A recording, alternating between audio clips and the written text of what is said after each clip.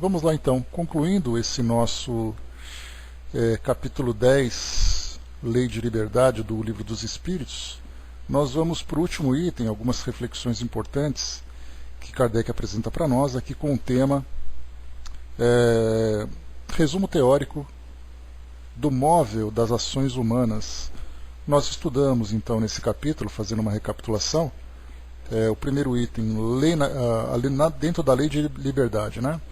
A liberdade natural, em que nós tratamos exatamente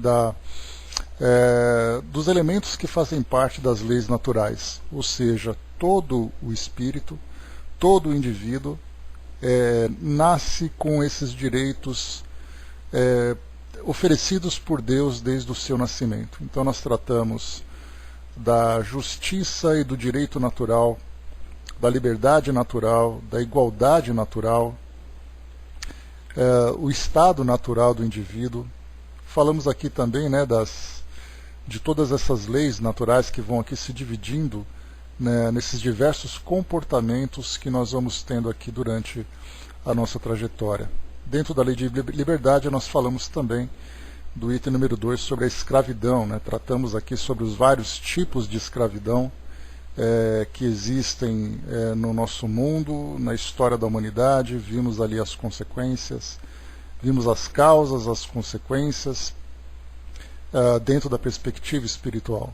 No item número 3, liberdade de pensamento, vimos também aqui, né, na nossa atualidade, as dificuldades que o indivíduo tem para expressar as suas ideias e as consequências disso dentro do seu psiquismo. Liberdade de consciência, o comportamento que nós falamos, né, a forma como as pessoas interagem umas com as outras e a forma como essa nossa relação acaba muitas vezes limitando o indivíduo dentro do meio onde ele se encontra. Bom dia, Angelina. Falamos sobre o livre-arbítrio, e esse é um dos temas sempre complicados, né, porque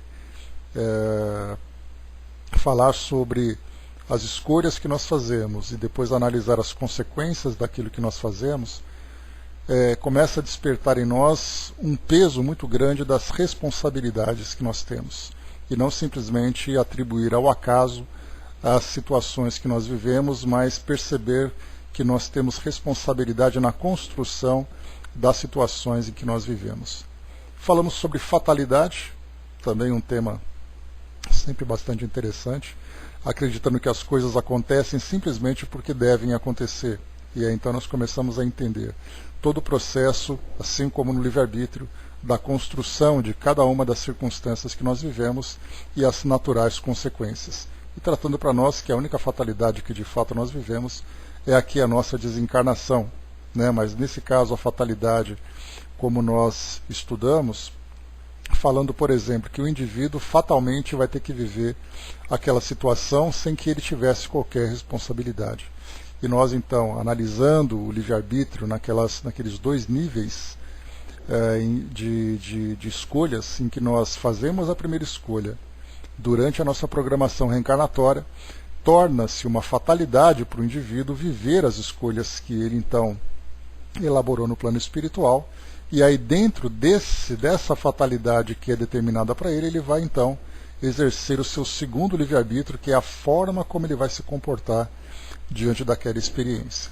Falamos sobre o conhecimento do futuro, né, e todas as complicações que isso geraria para nós, tirando ali nossa liberdade de ação, tirando para nós, né, as motivações que nós temos para as realizações.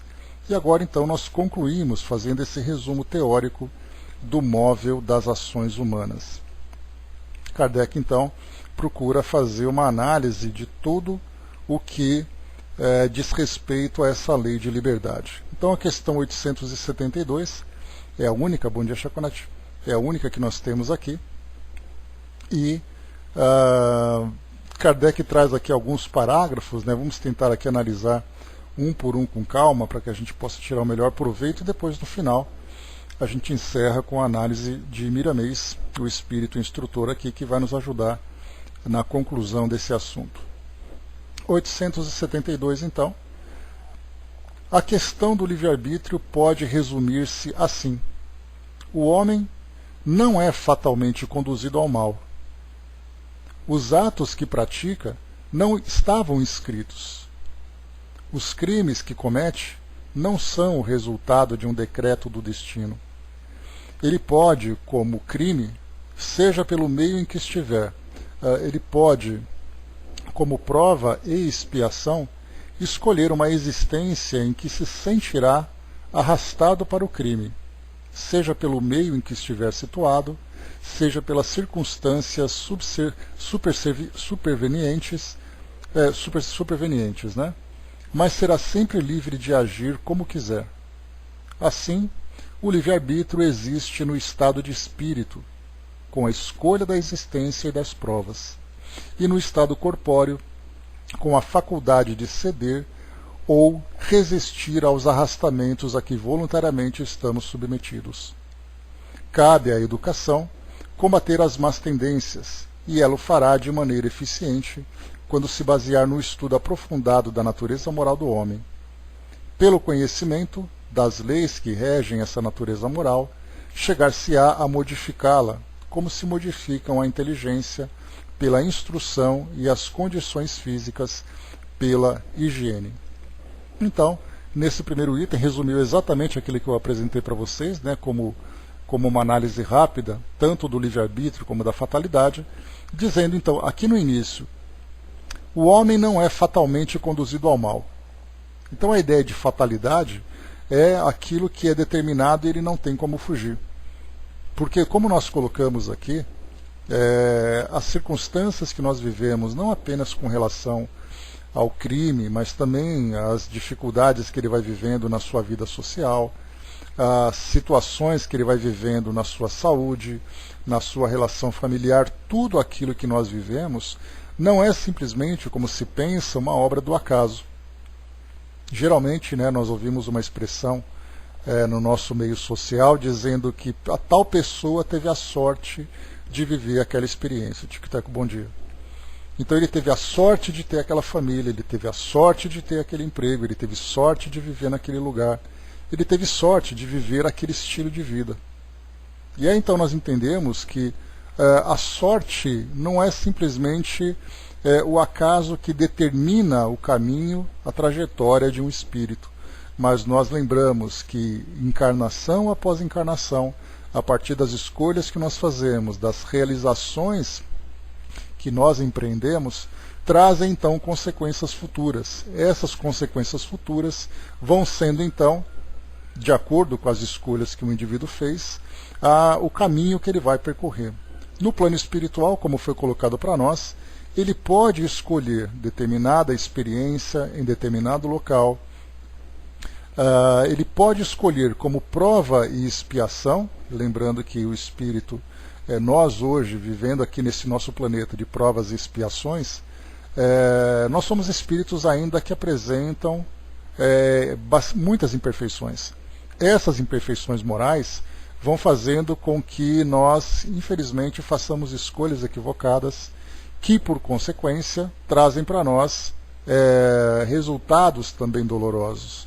A partir do momento em que nós vamos amadurecendo, as escolhas se tornam mais sábias, as escolhas se tornam mais equilibradas, fazendo com que as consequências futuras sejam também consequências positivas, consequências favoráveis. No plano espiritual, diante da programação reencarnatória, nós temos ali então as nossas provas, lembrando sempre que as provas nada mais são do que provas de caráter, assim como acontece um aluno numa escola que faz uma prova para testar o seu conhecimento, a prova que o espírito escolhe ou é induzido a vivenciar do plano espiritual numa determinada situação é uma prova em que ele vai demonstrar a sua força de caráter.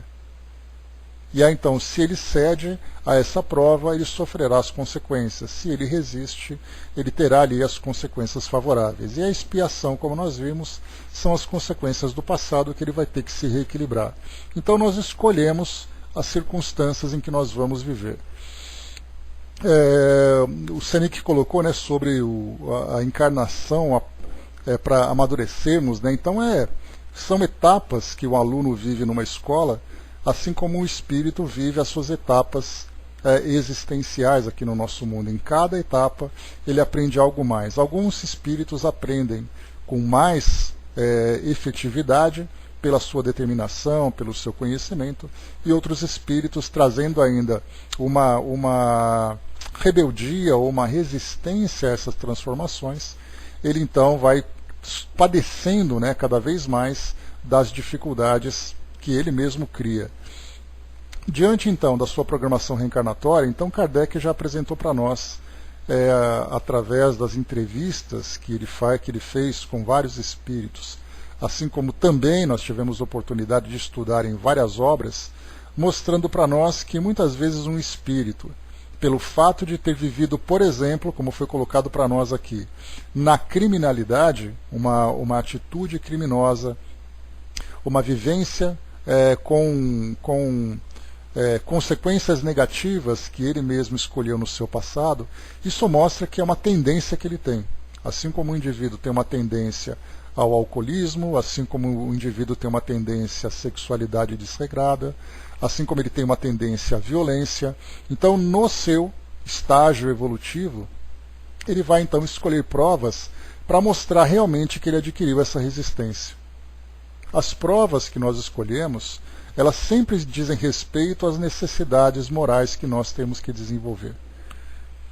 Então, nesse caso, um espírito que apresenta uma fraqueza de caráter numa determinada área da sua existência, ele vai então sempre escolher provas relacionadas com essas fraquezas exatamente para que ele possa adquirir essa resistência. A partir do momento em que ele se equilibra, ele não tem mais necessidade de passar por essas provações.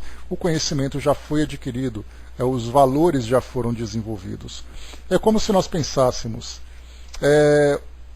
hoje nós temos, fazendo uma análise íntima, cada um de nós, analisando a nossa própria consciência, analisando, né, as experiências que nós vamos vivendo, existem aquelas situações que para nós são mais provocativas, e cada um sabe no seu íntimo quais são as situações que levam a essa provocação, e há outras situações em que não fazem diferença nenhuma para o indivíduo.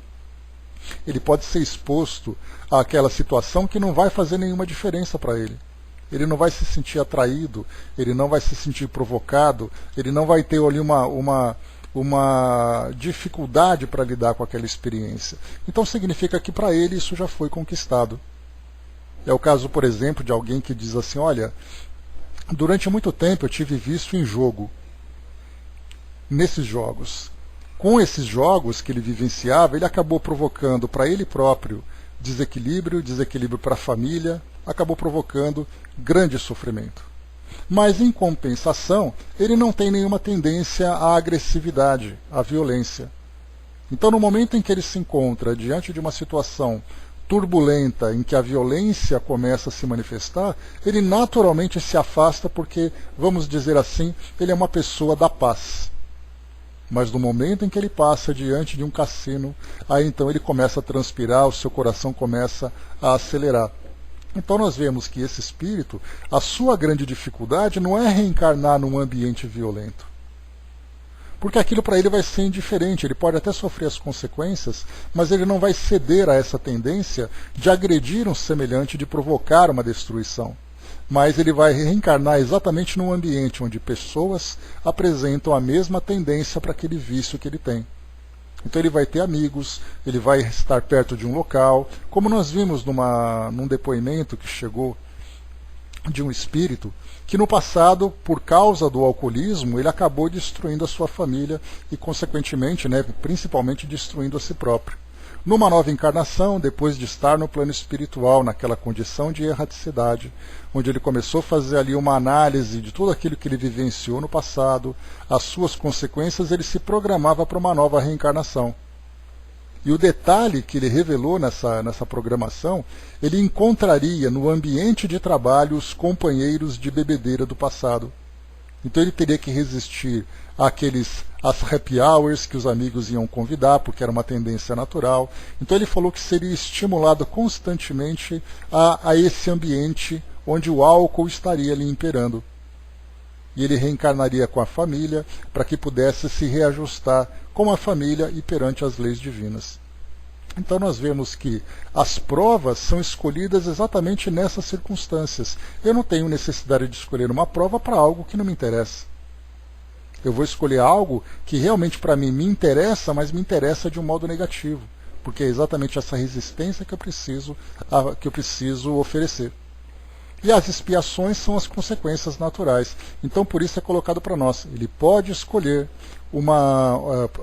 como prova e expiação, ele pode escolher uma existência em que se sentirá arrastado para o crime, por exemplo, que foi o caso que nós vimos aqui, seja pelo meio em que estiver situado, seja pelas circunstâncias supervenientes, mas será sempre livre para agir como quiser. Assim, o livre-arbítrio existe no estado do espírito, com a escolha das provas, da existência e das provas. Nesse caso, ele escolheu o caminho que ele vai percorrer. Isso para ele é uma fatalidade. Ele não vai ter como fugir daquela situação. Ele sempre vai ser atraído para ela. Mas depois, quando encarnado, ele vai ter a segunda etapa, o segundo nível do seu livre-arbítrio, quando ele vai escolher de que forma que ele vai percorrer esse caminho.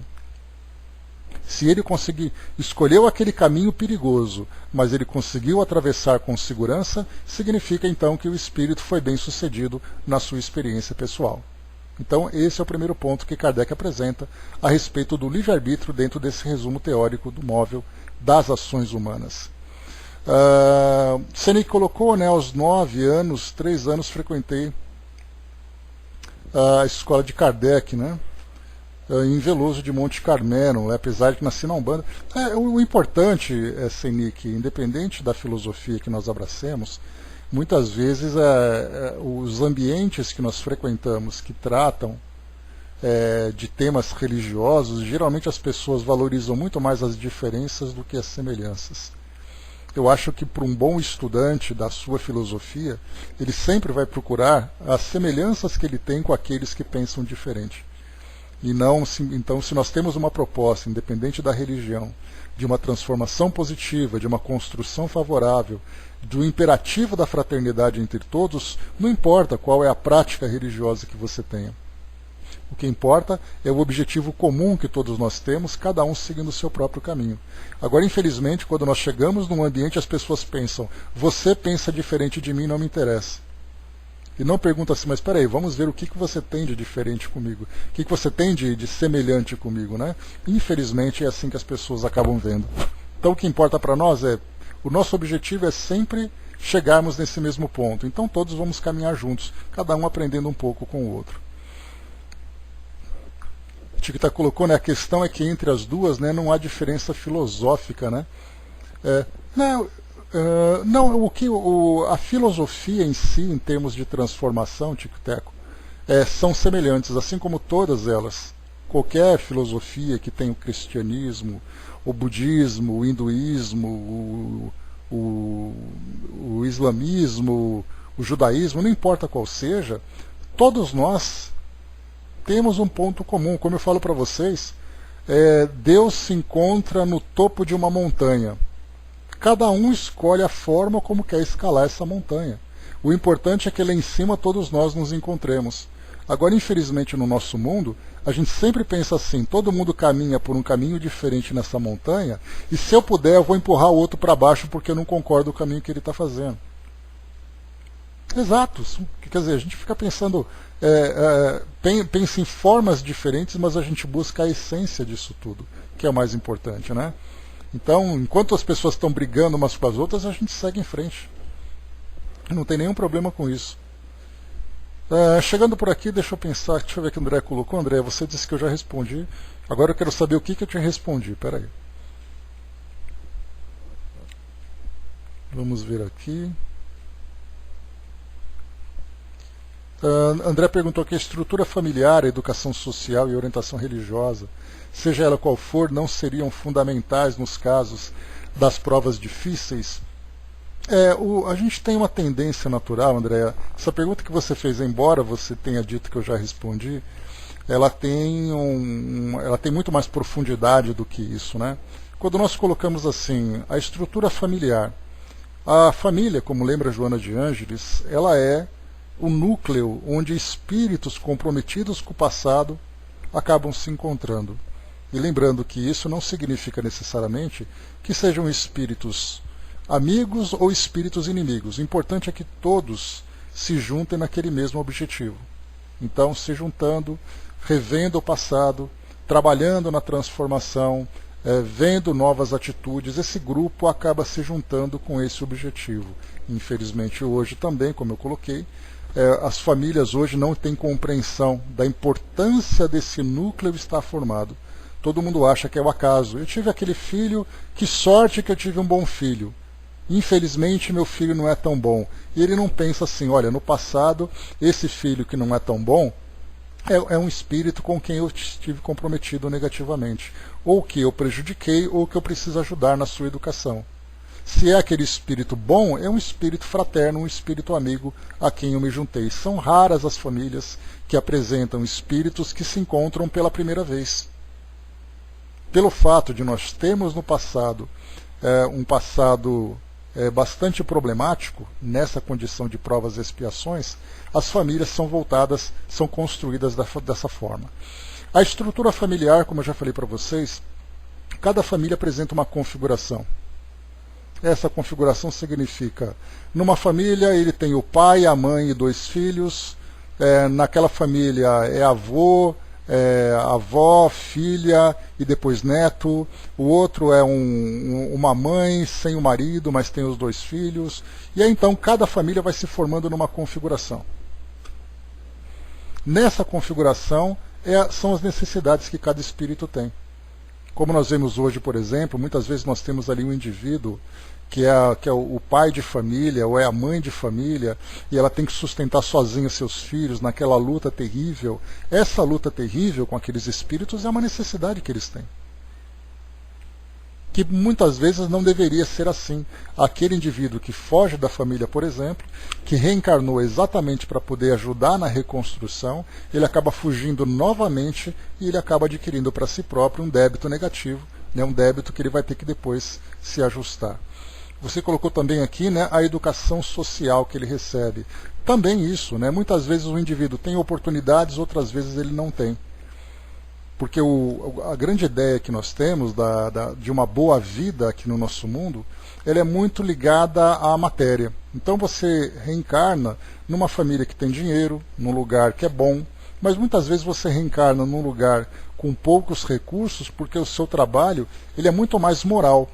E ele começa principalmente dos grandes esforços que você tem que empreender para poder se manter e se manter equilibrado para o sustento do dia a dia, não é para você desfrutar de prazeres. Quantas vezes nós encontramos os espíritos trazendo ensinamentos para nós, falando que no passado o espírito simplesmente ele era preguiçoso, era um espírito que tinha recursos, mas ele desperdiçava com coisas inúteis, e nessa nova encarnação ele nasceu para trabalhar ardentemente para comprar ali o pão com ovo do almoço. E no passado ele desperdiçava dinheiro com coisas inúteis. Então esse trabalho difícil, esse trabalho árduo, de ter que quebrar pedra todo dia, é para ele um processo educativo, para ele valorizar o esforço, valorizar a responsabilidade. Então a experiência que ele escolhe é uma experiência de privação. Aquele espírito que traz uma tendência a desvios morais, a desvios de caráter, ele vai nascer numa sociedade mais rígida, embora ele sofra essas tentações. Mas ele sabe que cada deslize que ele der, ele vai sofrer consequências dolorosas do próprio meio onde ele vive. Então, as tramas que vão sendo tecidas, que formam a história de um indivíduo, ela traz elementos do passado, elementos do presente, as escolhas, as influências que ele vai construindo. E isso inclui também as questões filosóficas e espirituais. A religião que ele vive, de acordo com a tendência, nós temos religiões que te proporcionam mais liberdade, nós temos religiões que te trazem mais privações. Vocês se recordam aquele exemplo que eu trouxe para vocês de um ensinamento que um espírito apresentou? Ele é muito válido. Aquela mulher que ela vivia, infelizmente, completamente desequilibrada dentro da sexualidade. Era prostituição, era todo tipo de desvio e desequilíbrio. Ela, sem condições de fazer a escolha para uma nova reencarnação, ela foi conduzida quase que de uma forma compulsória pelos instrutores espirituais a reencarnarem num país islâmico altamente radical, como nós encontramos no Afeganistão, encontramos no Irã, naquela sociedade extremamente rígida, em que a única liberdade que ela tinha é de botar os olhos para fora daquela roupa que ela usava. Porque ali ela era forçada a ter um comportamento equilibrado. Então, muitas vezes a gente vê que os instrutores espirituais também vão tomando essas decisões. E no caso desse espírito, dessa mulher, era ali um caso extremo. Várias e várias encarnações ela caía sempre nas mesmas dificuldades. Ela sofria e levava pessoas ao sofrimento. Então os espíritos disseram, infelizmente, a gente vai ter que oferecer essa situação radical.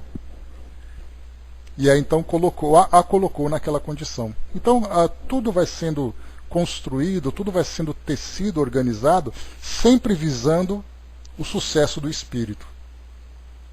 Quando ele apresenta condições no plano espiritual de participar desse planejamento, então ele é consultado, ele apresenta sugestões, ele é orientado para poder fazer ali aquele planejamento que ele deseja. Quanto mais equilíbrio e mais sabedoria ele apresenta, e eu não falo de sabedoria de espíritos superiores, nós temos também a nossa sabedoria, embora seja uma sabedoria ainda muito limitada.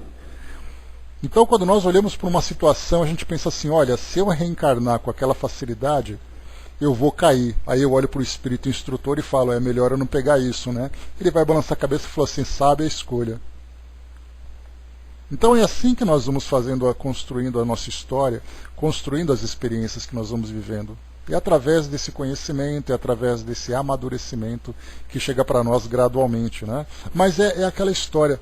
Enquanto nós estamos nessa fase da infância, passando para a adolescência, que a gente poderia fazer uma comparação, porque é esse o nosso estado de espírito hoje, entre infância e adolescência, quando nós chegarmos numa fase adulta, as nossas decisões serão muito mais equilibradas. Então falta pouco para a gente poder alcançar essa maturidade. A partir desse momento, as nossas escolhas serão sábias, serão mais equilibradas, as nossas escolhas serão mais efetivas realmente para o nosso progresso. Então, é como se nós estivéssemos assim, aquele avião começando a fazer a rolagem pela pista para decolar. Nós não decolamos ainda, mas nós estamos ali acelerando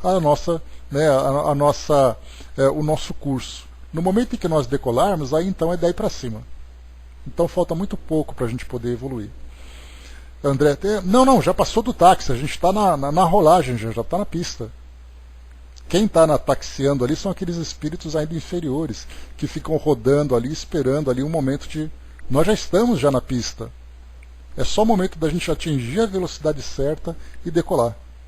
No momento em que nós saímos do chão, aí nós já atingimos um ponto de equilíbrio que para nós vai ser muito mais valioso.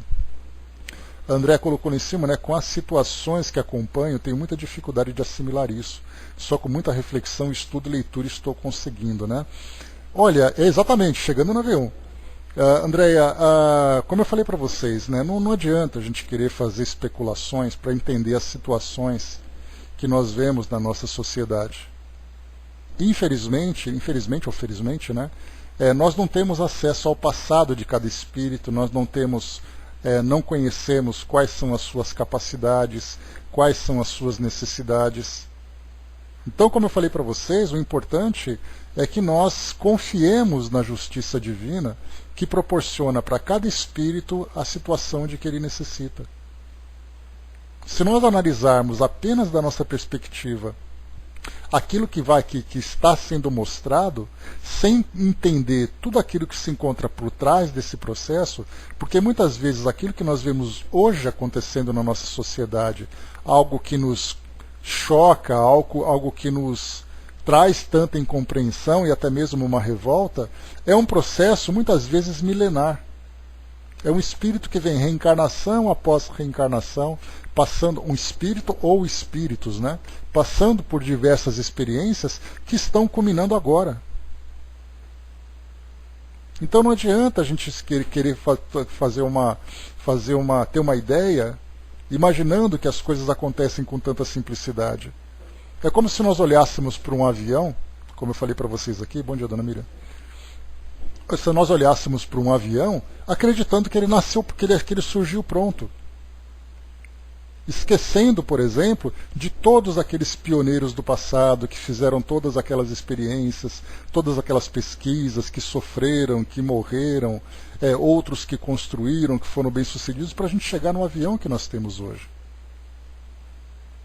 Nada nasce pronto, tudo é construído, desenvolvido, inclusive as experiências dentro desse campo moral.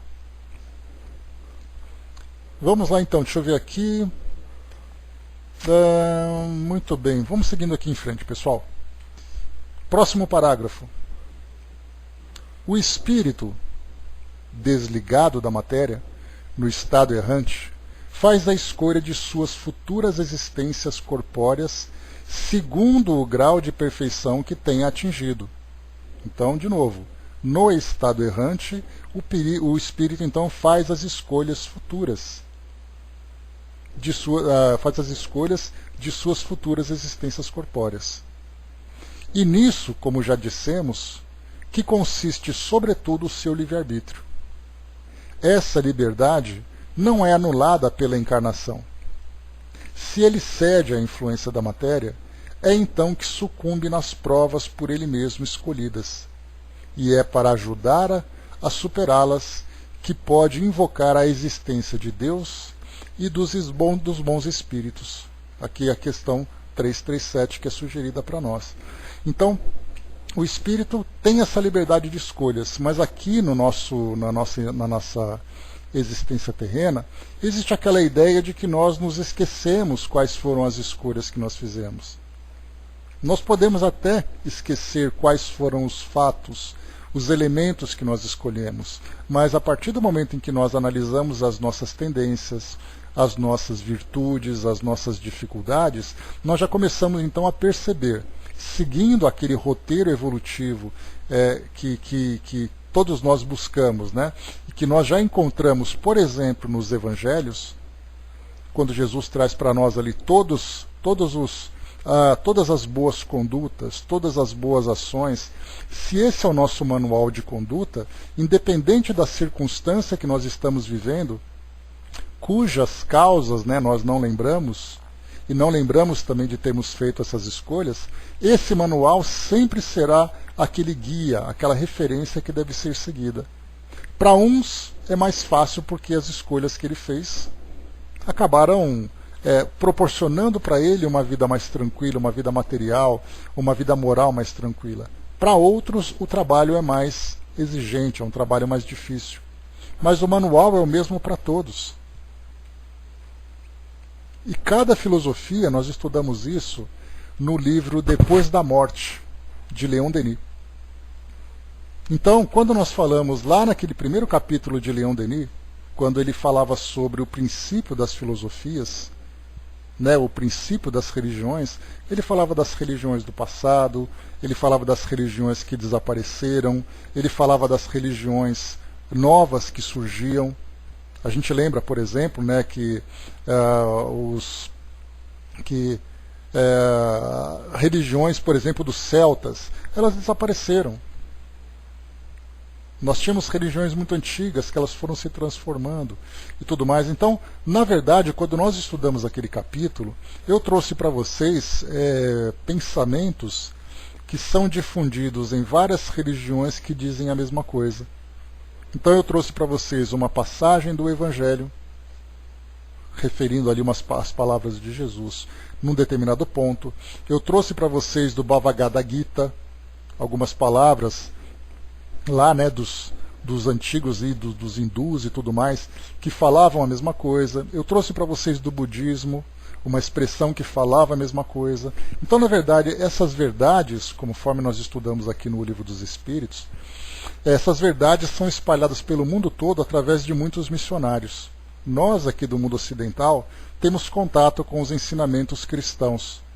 Mas se você vai lá para o Oriente, você vai encontrar, por exemplo, Maomé trazendo a mesma coisa. Eu trouxe para vocês também uma passagem do Alcorão. Nós fizemos um paralelo. Alcorão, Bhagavad Gita, budismo, cristianismo, e juntamos ali palavras que falavam a mesma coisa. Então todos estão juntos, difundindo a mesma verdade, mas cada um dentro da sua cultura, cada um dentro do seu tema e cada um com o seu representante diferente. Por isso, nesse caso que nós estamos vendo aqui agora, quando nós falamos, né, que o espírito, então, quando ele reencarna, ele traz ali as suas provas e expiações, ele tem as referências, e essas referências são difundidas para todos.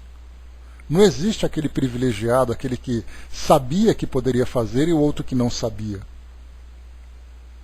Né, aproveitando, por exemplo, assim, na própria Umbanda, nós temos ali também essa filosofia, essa parte filosófica, essa parte moral, que são trazidas ali pelos orixás, pelas entidades que falam o tempo todo. São livros diferentes, são bases diferentes, falando a mesma coisa. Então todos nós estamos ali constantemente em contato com essas leis naturais. E cada um vivendo as suas próprias provas. Então nós que escolhemos se nós vamos ou não seguir. Por isso é então o livre-arbítrio. Seguindo para nós aqui. Sem o livre-arbítrio, o homem não tem culpa do mal. Então olha só o que ele coloca de cara. Sem o livre-arbítrio, o homem não tem culpa do mal. Ou seja, se eu não posso fazer uma escolha, eu ajo de acordo com as consequências. Com as minhas tendências. Eu sou levado àquilo e pronto. Então como é que alguém pode me culpar pelo mal que eu fiz se não me deram escolha de não fazê-lo? Então o livre-arbítrio nós podemos colocar, que é, usando uma expressão bastante atual do meio jurídico, é uma cláusula pétrea das leis naturais. Todos nós temos o livre-arbítrio, todos nós somos dotados desse livre-arbítrio. Claro que dentro do grau evolutivo de cada um, esse livre-arbítrio ele vai se tornando mais amplo ou mais restrito. Porque nós lembramos que um espírito que não tem condições de refletir sobre suas ações, o livre-arbítrio pleno será altamente destrutivo, tanto para ele como para aqueles que estão próximos. Então, cláusula pétrea, lembremos então, sem o livre-arbítrio, o homem não tem culpa do mal, nem mérito do bem. E isso é de tal modo reconhecido que no mundo se proporciona sempre a censura ou elogio à intenção, o que quer dizer a vontade. Ora, quem diz vontade, diz liberdade. O homem não poderia, portanto, procurar desculpas no seu organismo para suas faltas, sem com isso abdicar da razão e da própria condição humana, para se assemelhar aos animais. O que Kardec quer dizer aqui, ele fala para nós sobre, ele escreveu sobre isso, inclusive, né, A Carne é Fraca. Ele escreveu lá na primeira parte do livro O Céu e o Inferno. A ideia da carne é fraca, ele diz assim, olha, eu cometi esse ato porque a carne é fraca, não sou eu que escolhi. Eu fui levado a isso, né? Então a gente acaba se envolvendo com essa ideia tão ingênua, né, tão infantil, de acreditar que nós não temos escolhas. Então, nesse caso, nós pensamos, não são os nossos corpos que ditam o nosso comportamento, somos nós que fazemos as escolhas. Por isso o livre-arbítrio é do espírito. E ele continua dizendo, o homem não poderia, portanto, procurar desculpas no seu organismo para suas faltas, sem com isso abdicar da razão e da própria condição humana para se assemelhar aos animais. Se assim é para o mal, assim mesmo deveria ser para o bem. Mas quando o homem pratica o bem, tem grande cuidado em consignar o mérito a seu favor, e não trata de atribuir aos seus órgãos, o que prova que instintivamente ele não renuncia, malgrado a opinião de alguns sistemáticos, ao mais belo privilégio da sua espécie, liberdade de pensar. Tá, vai com Deus, o Senique, até a próxima. Então ele quer dizer assim, se eu faço uma coisa boa, sou eu que escolhi. Se eu fiz alguma coisa errada, aí a carne é fraca. Então isso mostra, né, que nessa malandragem natural de espíritos infantis, a gente sempre vai dizer que as nossas escolhas sempre foram as melhores, e as piores escolhas, não foi culpa nossa. Sempre alguém tem culpa, ou é o meio, ou são as condições que nós reencarnamos. Então até a próxima. Depois, continuando para nós aqui. A fatalidade, como vulgarmente é entendida, supõe a decisão prévia e irrevogável de todos os acontecimentos da vida, qualquer que seja a sua importância. Então a fatalidade, como ele colocou para nós aqui, é uma decisão prévia e irrevogável de todos os acontecimentos da vida. Então é uma coisa que ele não pode mudar, não tem como fugir. Ele continua: se assim fosse, o homem seria uma máquina destituída de vontade. Nós falamos nesse caso, lá Kardec até apresentou um exemplo, quando ele falava que o indivíduo reencarnou com o objetivo de ser um criminoso. Você se lembra que nós conversamos bastante sobre essas situações? Que as pessoas que nascem aqui cometem crimes, né? Nós vemos na televisão aquele indivíduo que comete crime dentro da família, com seus filhos, com seus pais. Então ele reencarnou para cometer aquele crime. Então ele não tem culpa. Porque ele veio com essa situação fatal que ele não tem como fugir. Então ele veio com a programação de criar o mal, porque esse é o propósito dele da vida. E as pessoas pensam assim, não, ele reencarnou para fazer isso. E geralmente esse assunto acaba voltando exatamente por causa das tragédias que nós encontramos na mídia. E nessas tragédias, então, o indivíduo veio para fazer aquilo, porque o outro espírito tinha a culpa, então aquele espírito tinha que sofrer, e o outro reencarnou com esse objetivo. E isso é uma fatalidade, como nós vimos. E continua aqui para nós. Para que lhe serviria a inteligência se ele fosse invariavelmente dominado em todos os seus atos pelo poder do destino? Semelhante doutrina, se verdadeira, representaria a destruição de toda a liberdade moral. Não haveria mais responsabilidade para o homem, nem mal, nem crime, nem virtude. Deus, soberanamente justo, não poderia castigar as suas criaturas por faltas que não dependeriam delas, nem recompensá-las por suas virtudes, de que não teriam mérito. Semelhante lei seria ainda a negação da lei do progresso, porque o homem que tudo esperasse da sorte, nada tentaria fazer para melhorar a sua posição, desde que não poderia torná-la melhor nem pior. Então essa questão da fatalidade, ela também é aplicada, por exemplo, Chico Xavier veio para ser uma pessoa boa. E ele não poderia fazer o mal porque na sua programação, e agora nós falamos da sua programação mental, como se ele fosse um programa de um computador, a única coisa que ele veio para fazer é o bem. Como é que ele pode ganhar, por exemplo, entre aspas, o paraíso, se ele não fez aquilo por vontade, mas ele estava programado para fazer aquilo? Assim como, por que aquele espírito, entre aspas, não ganha o inferno por ter praticado um crime, se ele veio programado para fazer o mal? Então a ideia da fatalidade ela começa a ficar para nós bastante problemática e mais complexa quando nós começamos a avaliar isso. Imaginar que todos nós viemos com uma programação fatal e que foge da nossa responsabilidade. Eis aí então que lá nos parágrafos iniciais, Kardec colocou para nós que o espírito ele usa o livre-arbítrio, inclusive na sua programação reencarnatória. Nós estudamos Tico e Teco nos textos anteriores.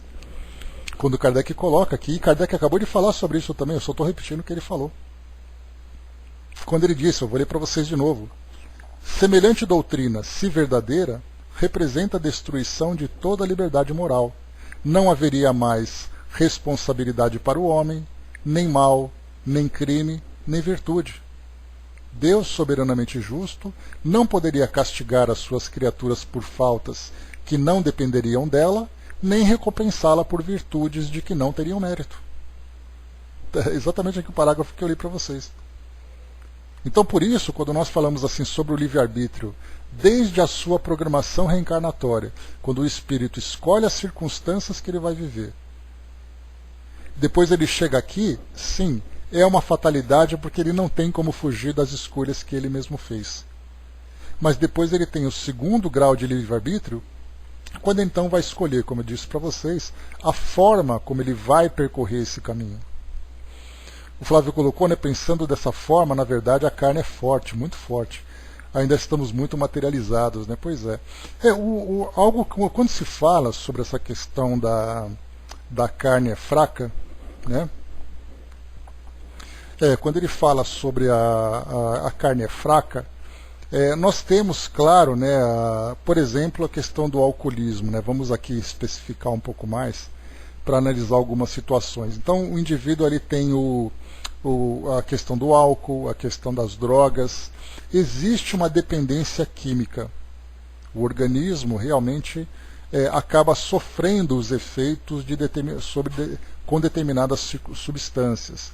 Mas, juntamente com o seu próprio organismo, também tem o próprio espírito que traz ali a necessidade de vivenciar essas sensações.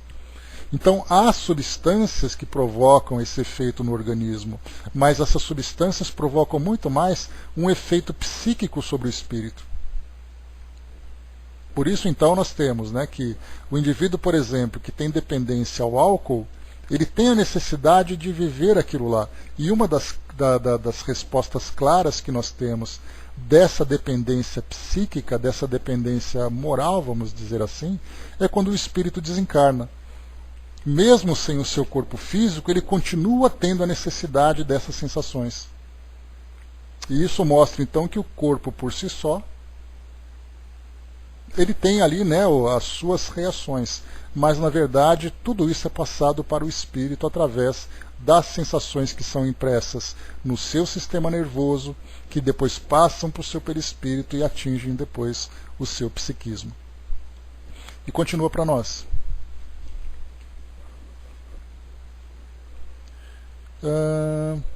A fatalidade não é, entretanto, uma palavra vã. Ela existe no tocante à posição do homem na Terra e às suas funções que nela desempenha, como consequência do gênero de existência que seu espírito escolheu, como prova, expiação ou missão. Então, essa é uma fatalidade. Por exemplo, vamos criar aqui, nós temos aqui os 3 tipos de experiências que os espíritos, que nós aqui, espíritos, podemos viver. Lembrando que elas não são necessariamente isoladas. Porque muitas vezes nós fazemos um paralelo, né, uma programação, dizendo assim que ou nós vivemos, né, bom dia, Didimã, ou nós vivemos uma expiação, ou nós vivemos uma prova, ou nós vivemos uma missão. E na verdade essas 3 experiências podem acontecer ao mesmo tempo. E lembrando que quando nós falamos em missão, geralmente a gente tem aquela ideia de um espírito missionário que veio para trabalhar numa grande causa em prol da humanidade. E na verdade, quando nós estudamos, por exemplo, sobre família, os espíritos dizem que a paternidade é uma missão. Então eu tenho uma missão pessoal, eu tenho uma missão familiar, eu tenho uma missão social, eu tenho uma missão humanitária. Cada espírito vai assumindo então essas responsabilidades que foge dele próprio, mas que alcança os outros de acordo com sua capacidade. Então eu posso ter, por exemplo, a prova de ser ali um espírito autoritário, e eu vou então reencarnar e terei filhos, terei ali companheiros, terei pais que vão me controlar nessa experiência. Eu vou ter então que lidar com essa minha autoridade diante daquela situação. É a minha prova. Junto com esses espíritos eu trouxe ali dificuldades do passado. Vem ali a minha expiação. E aí então eu vou ter como filhos espíritos com quem eu me comprometi no passado, que eu vou ter que ajudá-los na sua educação. É a minha missão. Então todos nós temos ali diversas experiências acontecendo ao mesmo tempo. Inclusive essas missões podem chegar até mesmo dentro do nosso campo profissional. Eu tenho a missão de ajudar, seja lá qual for a atividade que eu desempenhe, de ajudar as pessoas a viverem melhor, de ajudar as pessoas a verem o mundo de um modo diferente, a se educarem, a serem ajudadas de qualquer forma. Então todas essas experiências vão então surgindo, e essa missão, quando ela é escolhida na minha programação reencarnatória, eu estarei nesse meio. Vamos pensar numa hipótese para a gente poder ver como isso acontece. Eu venho aqui com uma missão de ser um professor. E aí então naturalmente eu sou levado durante a minha educação, durante a minha formação, a seguir esse caminho. Faço uma faculdade que esteja relacionada com educação, e eu sou aquele professor relapso, aquele professor que ele não tem ali um trabalho, ele tem um emprego. E aí então ele vai vivendo um dia depois do outro, reclamando, esperando ali o aumento do salário, torcendo para os feriados acontecerem, não vendo a hora de me aposentar. Depois eu chego no plano espiritual e faço um balanço do desempenho da minha missão como educador. E aí olha assim, você teve a oportunidade de educar milhares de crianças durante a sua vida. Milhares de alunos, podem ser crianças, podem ser adultos, não importa qual seja. Vamos analisar que tipo de professor você foi. E aí o espírito então se decepciona, porque na verdade ele se deixou levar tanto pelas circunstâncias sociais, pelas circunstâncias ideológicas, que ele se esqueceu do seu maior compromisso, que era exatamente transformar mentes, transformar pessoas. Deixa eu ver aqui rapidamente. Tic-Tac colocou: sem culpa a expiação seria uma injustiça de Deus, né? Não, na verdade, quando a gente coloca a questão da culpa, nós temos um processo, né, que nós já conversamos bastante sobre isso. Vou até escrever aqui, né? Ó, essas 3 letrinhas mágicas, né? AER. Então o espírito, quando ele comete um ato equivocado, quando ele então provoca um desequilíbrio na ordem pelas escolhas que ele faz, ele passa inicialmente por aquele processo de revolta, porque então ele vai sofrer as consequências das suas ações e vai sofrer por isso. Sofrer no sentido de estar submetido a ela, e sofrer pela dor que ele vai sentir de receber essas consequências. Então é o espírito rebelde, é o espírito revoltado. Quando nós estudamos nas obras de André Luiz, nós vemos várias e várias situações que mostram espíritos extremamente endurecidos, revoltados, rebeldes, impermeáveis a qualquer tipo de instrução. Chega um momento em que o espírito começa a sentir um drama de consciência por aquilo que ele fez. Então ele vem na primeira letrinha, ele começa então o arrependimento. E aquele arrependimento vem naturalmente com a culpa. Começa a pesar na sua consciência. Ele começa então a se constranger diante das lembranças que ele vivenciou. Depois ele começa de imediato a sofrer ali as expiações. A expiação por aquilo que ele fez. Essa expiação pode vir imediatamente no momento em que ele começa a ter esse drama de consciência, como ele pode também levar para a sua existência futura uma programação que vai fazer com que ele seja submetido a uma situação que o leve ao reparo daquilo que ele fez. Olá, professor. Então ele começa a trabalhar com a expiação. Ele vai ter que corrigir, reparar aquilo que ele fez. Depois então vem a expiação, o arrependimento, a expiação e a reparação. Essa reparação então já é aquele trabalho mais árduo que acontece ali juntamente com a expiação. A expiação é a dor que ele sente da consequência, e a reparação é o trabalho que ele faz para reconstruir aquilo que ele fez. Então o espírito passa por esses 3 processos, mas não é algo imediato. Ele tem que primeiro despertar na consciência dele para ele dizer: poxa vida, espera aí, eu fiz uma coisa errada. Meu Deus, eu não acredito que eu fiz isso. Como é que eu pude provocar aquele sofrimento todo? Aí então ele começa a sentir esse drama, começa a vir o arrependimento. Dudu colocou para nós ali, né? Legal, uma mensagem que veio. Dudu veio um pouquinho incompleta. Depois você vê para nós aqui, por favor. O que fomos, o que somos hoje e o que ainda seremos. Isso transita um processo ainda bem vivenciado na estrutura evolutiva do ser humano como espíritos ainda em desenvolvimento moral. As nossas atitudes de hoje não são regras realizadas para trazer o mal a quem quer que seja. Mas sim, só um instantinho, para lá. Vamos ver por partes.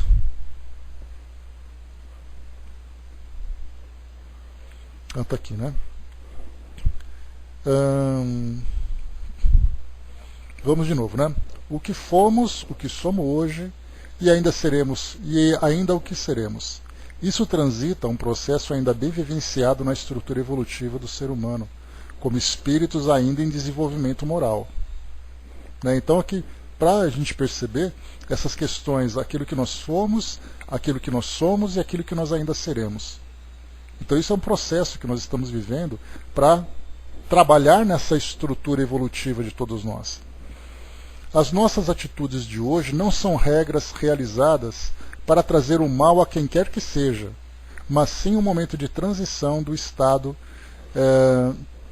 que estivemos e ainda estamos tendenciosos no mundo pretérito e aos poucos evoluindo como seres humanos para que o futuro do orbe sinta-se muito melhor do que antes nas eras do primitivismo ainda caduco, como crianças que não educadas ainda brincavam de mocinho e bandido. Né? Então aqui uma colocação bacana que eu coloquei para vocês agora há pouco, né? A ideia da fatalidade, de que ninguém veio com o objetivo de fazer o mal. Todo o planejamento reencarnatório visa o progresso, visa o bem. Há aqueles que são bem-sucedidos no cumprimento desse planejamento e há aqueles que acabam se equivocando, que sofrem por essa bendita pedagogia divina, fazendo com que nós aprendamos com as próprias escolhas, aprendamos com as próprias ações. E continua para nós, para lá que eu estou perdendo aqui. Procuremos entender e levar a sério a campanha dos melhores irmãos que sempre presentes nos levarão a uma melhora. Como disse antes, uma melhora moral e vigilante, pois morando e sobrevivendo sobre esse teto, reergueremos um pilar maior do que achávamos não ter. A estrutura é forte, sabendo que só com o amor, com virtudes imprescindíveis do melhor fazer ao próximo, com a caridade teremos um fim muito maior e melhor que aquele começo onde a estrutura terrena ainda era fraca. Fiquem bem, luz a todos. Né? Um grande abraço, um grande beijo ao amigo espiritual que participou conosco aqui, trazendo esse ensinamento. Né? Então é o que a gente vê. Tudo para nós veio para dar certo.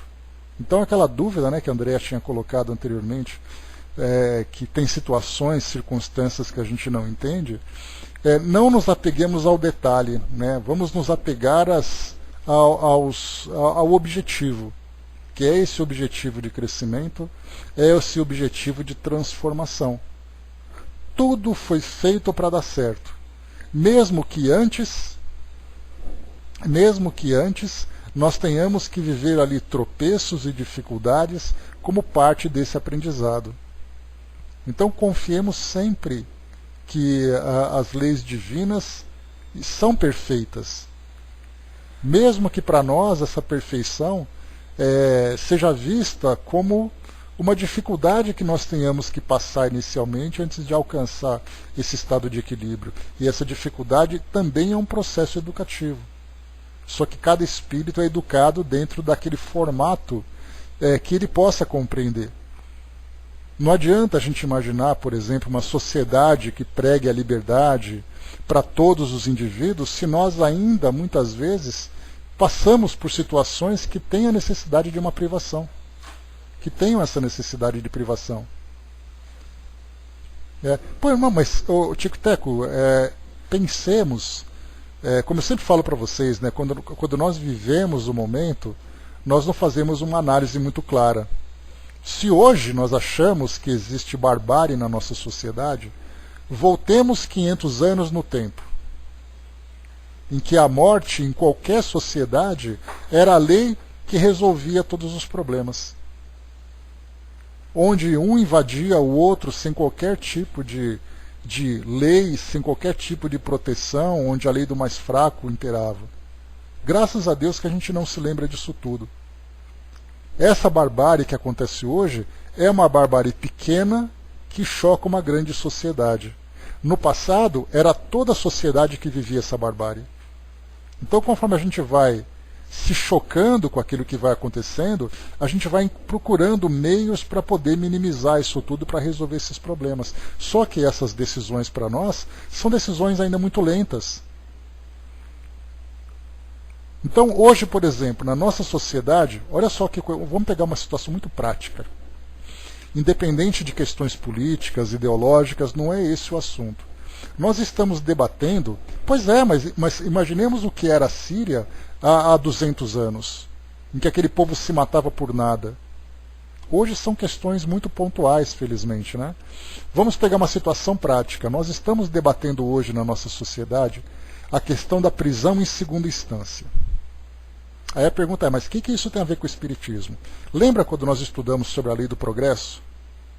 Que para poder fazer com que a sociedade seja mais equilibrada, a nossa legislação tinha que ser mais justa, beneficiando a sociedade e punindo os criminosos? Esse endurecimento da nossa lei vem exatamente com o objetivo de equilibrar a nossa sociedade. É porque a ideia hoje dessa questão de segunda instância, ela está muito voltada para a questão política, né, envolvendo ali o ex-presidente Lula, envolvendo essas questões de corrupção da atualidade, mas como os próprios ministros apresentavam no debate lá no tribunal, não pensemos naquele que promoveu a corrupção. Pensa naquele indivíduo que assassinou alguém dentro de casa e que está solto por causa dos recursos dos tribunais. E ele falava assim, quantas e quantas pessoas tiveram ali a pena caducada, porque a nossa Constituição diz que depois de 20 anos a lei acaba prescrevendo e o indivíduo cometeu um crime e não foi preso, porque os recursos permitiam esse adiamento. Então, essa questão de mudança de legislação dentro do nosso Código Penal ou dentro da nossa Constituição que está sendo debatido, é uma transformação na nossa legislação para fazer com que a nossa sociedade seja menos violenta, menos agressiva. Ainda tem muita coisa para fazer e provavelmente nós não vamos acompanhar essas mudanças completas. Porque são debates que vão ali, né, de mandatos em mandatos, de geração após geração. Então talvez daqui a 50 anos a nossa Constituição tenha mudanças que nós poderíamos pensar assim, né? Ah, que bom se fosse assim na minha época. Se nós voltarmos, né? Exatamente. Então, eu até uma coisa muito interessante, só para poder aproveitar essa deixa, para a gente recuperar um pouquinho, né, um ponto da lei do progresso que nós estudamos. Deixa eu confirmar aqui qual é o capítulo. Nós falávamos aqui sobre... Está aqui, ó, a lei do progresso, item número 5, progresso da legislação humana. O ministro, o Luiz Roberto Barroso, acho que é Luiz Roberto Barroso o nome dele, né? Quando ele fazia a apresentação dele a respeito dessa questão da segunda instância, eu prestei bem atenção porque ele é uma pessoa muito lúcida naquilo que ele fala. E ele trouxe uma colocação que para mim eu falei, eu tenho que pegar isso para a gente comentar na sala. Porque era uma questão muito, muito valiosa. Ele falava assim, a nossa democracia ela é muito jovem. Né? Então a nossa última Constituição, de 88, ela tem 31 anos. 31 anos é uma Constituição que traz para nós uma visão ainda muito incompleta da justiça, da lei, que nós vemos de um modo geral. Então o que ele falava? Que infelizmente nós vamos encontrar ainda situações na nossa sociedade que não foram contempladas pela Constituição, pelo fato dela ser ainda muito jovem. Então, com o passar do tempo, nós vamos fazendo transformações, nós vamos fazendo mudanças, nós vamos fazendo complementos para poder ajustar aquilo que não foi visto de um modo completo. Então, quando fala que a nossa democracia é muito jovem, nesse modelo que nós temos hoje, nós vamos encontrar esse ano, no próximo ano, sempre tem novas leis sendo criadas, sempre tem ali emendas constitucionais, sempre temos ali, né, esses projetos de leis que vão surgindo, tudo isso com o objetivo de fazer com que as coisas se ajustem. Nós não vamos encontrar em nenhuma sociedade uma constituição, um código de leis que seja completo. Por isso, então, nós temos que ter paciência. Então, conforme os problemas vão surgindo, nós vamos criando leis e regulamentando essas situações. Se nós voltarmos ali 3.200 anos no tempo, em que nós vamos encontrar ali o Deuteronômio, lá no Antigo Testamento, onde nós encontramos também os 10 mandamentos, onde nós temos ali um pouco depois daquela época, né, o Código de Hammurabi, ali tratava de questões simples da relação das pessoas, de propriedade, de crimes que eram cometidos. Conforme o tempo vai passando, a gente foi criando novos sistemas, a nossa sociedade foi ficando cada vez mais complexa e, consequentemente, leis complexas precisavam ser criadas. Só que primeiro nós temos que vivenciar a experiência, depois criar uma lei para ela. Só que essa experiência, infelizmente, traz para nós uma dificuldade muito grande. André colocou: a maioria de nós não entendeu a posição do Toffoli, mas ele votou exatamente conforme a Constituição, né? Se não há concordância, temos que alterar esse parágrafo da Constituição, e é o que está acontecendo, né? Porque enquanto você tem uma lei em que você faz interpretação e cada um interpreta do seu próprio jeito, certo para um, errado para outro, é porque a lei não está pronta. Então você tem que ser claro nessa lei. Então, por isso, esses ajustes vão acontecendo aos poucos, né? O Hermes colocou, né, a lei de ontem pode ser mudada em relação ao hoje, né, a lei pétrea, só de Deus, porque é a lei natural, né, Hermes? Porque se nós pensássemos assim, né, nos mundos dos espíritos puros, será que eles precisam escrever as leis de conduta dentro daquele ambiente? As leis naturais, as leis de Deus, estão claras e inscritas na consciência. Então, quer dizer, enquanto nós não conseguimos ainda desenvolver os nossos valores, nós precisamos de regras, precisamos de instruções, como é o caso, por exemplo, que eu falei para vocês, né? Uma coisa clara para nós estudarmos são as leis de trânsito, em que você tem as placas em vermelho, são as placas de proibição. As placas amarelas são placas de instrução. E nós precisamos ainda de instrução. Você está numa rua em que você tem ali uma rua que tem uma velocidade maior e uma rua que tem uma velocidade menor, qual é a via que tem mais preferência? Você precisa indicar para o motorista que ele precisa prestar atenção nesse detalhe. Não é uma questão de ele simplesmente tomar a decisão que ele acha mais sábia. Naquela rua que tem muito movimento, em que tem a indicação de tal velocidade, é exatamente para promover segurança para as pessoas e instruí-las a passar por aquela via. Então você tem leis que instruem, leis que regulamentam e leis que proíbem. Cada sociedade tem ali o seu código, né? Mas nós não respeitamos as leis de Deus, tic-tac, porque nós não conhecemos ainda essas leis.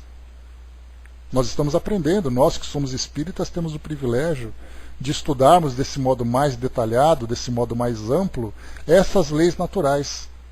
Porque se você pegar, por exemplo, na Bíblia, essas leis estão lá, mas elas estão tão dispersas e muitas vezes escritas de um modo não tão claro, tão compreensível, que as pessoas não compreendem que aquilo faz parte de uma lei. Não é simplesmente uma passagem bonita. Precisa escrever claramente, com letras garrafais, como são essas regras. Enquanto isso não for claro, a gente vai fazer a interpretação, exatamente o que está acontecendo agora. Sim, mas a grande maioria não. Mas mesmo aquelas conhecidas ainda temos essa dificuldade para poder seguir. Mas cada um dentro do seu tempo, né? Faz parte desse processo. Deixa eu avançar aqui rapidamente. A Angelina colocou, né, o escândalo ainda é necessário, né, mas ai daquele por quem faz, né, certamente que sim. André colocou, né, conforme o adiantamento do país, eles não precisam mais de sinal, né? Lembrando como eu falei para vocês, André, precisa de sinais. Não de proibição, mas de orientação. Se você está entrando no estacionamento, se eu falar para você que esse local está reservado para tais tipos de pessoas, porque precisa ainda nesse grau, então aquilo não quer dizer proibido ou não proibido, é só uma indicação. Ora, o estacionamento está naquele lugar, você põe a plaquinha indicativa. Então, com o passar do tempo, a gente vai assimilando melhor essas leis. Essas regras de conduta, né? Flávio colocou, né, às vezes temos dificuldades com regras simples, né, como que tem uma placa, não pise na grama, né? A gente muitas vezes, vou cortar o caminho pela grama, né? Ou então não jogue lixo no chão. Coisa simples, né? A Didima colocou, né, o progresso não dá salto, né, do conhecer a adquirir. A sabedoria de cumprir o que se conhece, né? Precisa tempo de maturação, internalização e ação nova, né? Então a gente está nesse processo, felizmente, né?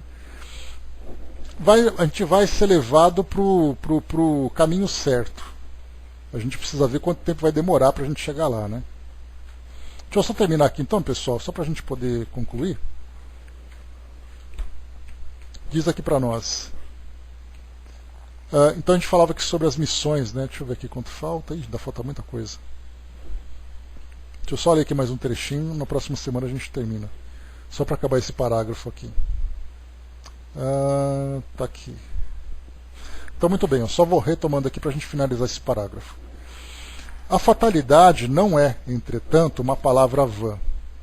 Ela existe no tocante à posição do homem na Terra e às funções que nela desempenha como consequência do gênero de existência que seu espírito escolheu, como prova, expiação ou missão.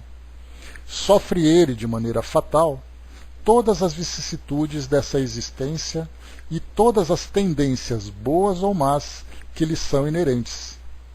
Então olha só, ele sofre de maneira fatal todas as vicissitudes são as alternâncias das situações, ora positiva, ora negativa, então ele vive essas alternâncias, né? Bons momentos, maus momentos, prazeres, dores, enfim. Dessa existência e todas as tendências boas ou más que lhe são inerentes. Mas a isso se reduz a fatalidade, porque depende da sua vontade ceder ou não a essas tendências. Os detalhes dos acontecimentos estão na dependência das circunstâncias que ele mesmo provoque, como seus atos sobre os quais podem influir os espíritos através dos pensamentos que lhe sugerem. Então nós temos as nossas tendências, nós temos os nossos desejos, nós temos as nossas escolhas, e como se não bastasse tudo isso, ainda existem as influências exteriores, seja do ambiente onde nós estamos, seja das companhias espirituais que nós temos. Tudo isso então é envolvido nesse processo de desenvolvimento. Então quando nós falamos que um espírito que reencarna e sai daqui com a consciência tranquila e com o dever cumprido, esse espírito é bom. Esse merece ali todo o nosso aplauso, porque ele conseguiu resistir tudo isso a si próprio, e como se não bastasse, ainda toda a influência que ele recebe do meio onde ele se encontra. Isso é que é resistência. É por isso que fica difícil entender a bala perdida. No futuro a gente vai entender tudo isso, Andréia. Também é difícil para nós você imaginar, né, um espírito que do nada sofre isso. Mas da mesma forma que você tem uma bala perdida, você tem aquele espírito que de repente desencarna num desabamento. Você tem aquele espírito que desencarna num avião que cai. Aquele espírito que desencarna sendo atropelado. Porque você tem a bala perdida, você tem também um carro perdido. Não poderia ver dessa forma? Então a forma como as coisas acontecem, para nós pode parecer uma coisa ocasional. Mas aquele espírito da bala perdida poderia ter sido atropelado. Seja por um motorista criminoso, seja por um motorista distraído, seja por uma consequência da situação. Então a gente pensa sempre, né? Tudo se encontra bem equilibrado, principalmente se o espírito não teve escolha na situação. Porque como é que o espírito vai dizer assim, eu vou atravessar a rua para levar um tiro? Não é assim que acontece. Mas de repente ele foi atingido, mas da mesma forma que ele foi atingido, poderia ter sido outra circunstância. O que nos choca, na verdade, é muito mais a violência urbana do que a forma como o indivíduo desencarna. Porque se desencarnou é porque tinha que desencarnar. E por isso, muitas vezes, esse impacto que a sociedade sofre faz parte desse processo de despertamento.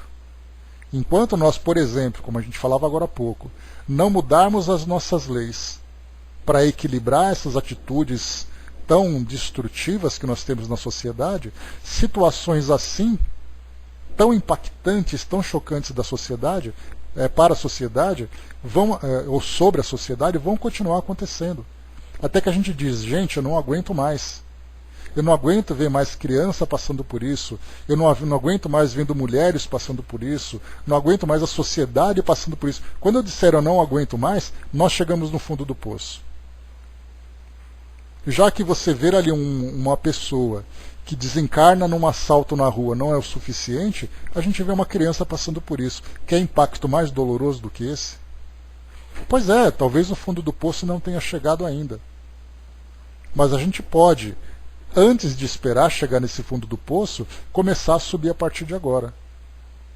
Mas enquanto nós ficamos preocupados aí com questões pequenas da sociedade, essas coisas, essas situações de grande impacto, de grande valor, vão continuar acontecendo até que a gente mude realmente as nossas decisões. A Dídima colocou lá em cima, né, Paulo disse, né, o mal que não quero fazer eu faço. O bem que eu quero, esse ainda não faço. É a luta, né, entre acertos e erros que faz parte do nosso processo. Se perdoar a cada erro e recomeçar é uma virtude da perseverança e da luta para vencer nossas más tendências. Né? Então esse é o problema.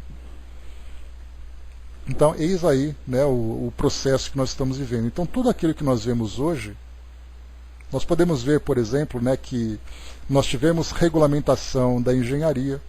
Só para a gente fazer um paralelozinho, para a gente concluir aqui o nosso estudo de hoje, quando nós estudamos sobre aviação, um tema que eu adoro, né? Muitos de nós aqui adoramos, a aviação, por exemplo, cada acidente aeronáutico que acontece, nós temos ali grupos que fazem a investigação daquele evento. Mas, ao contrário do que nós imaginamos, a investigação daquele evento não é apenas para punir os responsáveis por aquilo, é para prevenir os próximos acidentes. Porque identificando as causas daquele evento, os técnicos, os engenheiros, os especialistas vão criar ali critérios de segurança para evitar que aquilo aconteça. Esse mesmo processo que acontece dentro do meio aeronáutico é um mesmo processo que poderia acontecer na nossa sociedade. Se por acaso alguém acabou desencarnando por causa da violência no trânsito, em que um indivíduo alcoolizado atropelou uma pessoa, qual seria o processo natural? Endurecer cada vez mais essas leis para evitar que isso aconteça. Aí continuou acontecendo, fecham os bares. Continuou acontecendo, proíba outra coisa. Então, quer dizer, a gente vai criando cada vez mais sistemas para prevenir essas situações. Só que nesse caso da violência urbana, em coisas que acontecem no nosso cotidiano, que infelizmente nós vamos banalizando, a gente não presta atenção nisso. É por isso que a gente pensa assim, quantos aviões caem aqui no nosso país? Nós temos aqui uma situação aqui, outra situação ali, que infelizmente acaba sendo inevitável. A nossa engenharia não é perfeita, os homens não são perfeitos, o ambiente, o clima, essas coisas também não são perfeitas. Então essas situações acontecem. Mas cada vez que nós vemos ali um avião de passageiros, por exemplo, qual foi o último que vocês viram? Um avião de voo comercial. Qual foi o último que aconteceu? Ah, foi tantos anos no passado. Por que não aconteceram outros? Porque esses últimos que aconteceram ensinaram para os profissionais dessa área a adotarem medidas para impedir que isso aconteça. Se nós aplicássemos, mais uma vez, esse mesmo método na nossa sociedade, a cada situação que vai acontecendo, a cada escândalo que nós vamos ali nos deparando, nós tomaríamos imediatamente providências para evitar que isso acontecesse. Só que nós não fazemos isso. Nós dependemos de conversa, de diálogo, de política, de processos, de demora. Enquanto isso, as coisas estão acontecendo. Infelizmente. Deixa eu ver aqui. O Hermes colocou, nem me fala em avião, né? Passei um susto danado esse mês passado, né?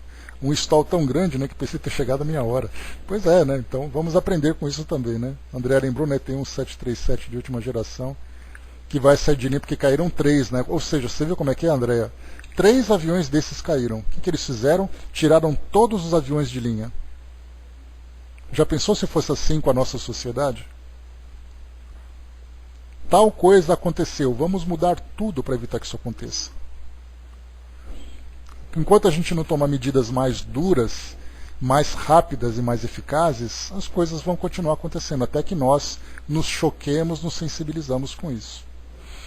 Pessoal, parando por aqui então, vamos lá concluindo aqui, nós finalizamos então nesse parágrafo que fala sobre aqui as influências dos espíritos, né, na questão 459. E depois nós veremos aqui sobre, né, o último aqui, né, a fatalidade está, portanto, nos acontecimentos que se apresentam ao homem como consequência da escolha de existência feita pelo espírito, mas pode não estar no resultado desses acontecimentos, pois pode depender do homem modificar o curso das coisas pela sua prudência e jamais se encontra nos atos da vida moral.